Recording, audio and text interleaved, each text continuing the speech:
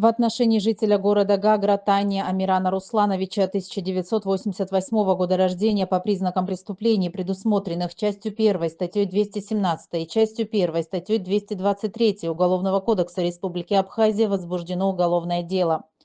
При личном досмотре у данного гражданина было изъято хранимое при себе порошкообразное вещество, как впоследствии установлено экспертами, наркотическое средство кокаин.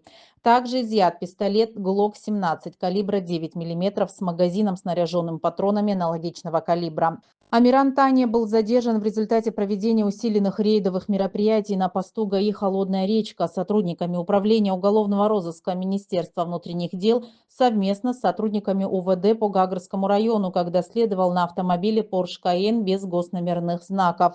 При осмотре транспортного средства сотрудники милиции обнаружили и изъяли еще один пистолет, переделанный из охолощенного пистолета модели ТТ в боевой, и боеприпасы к нему.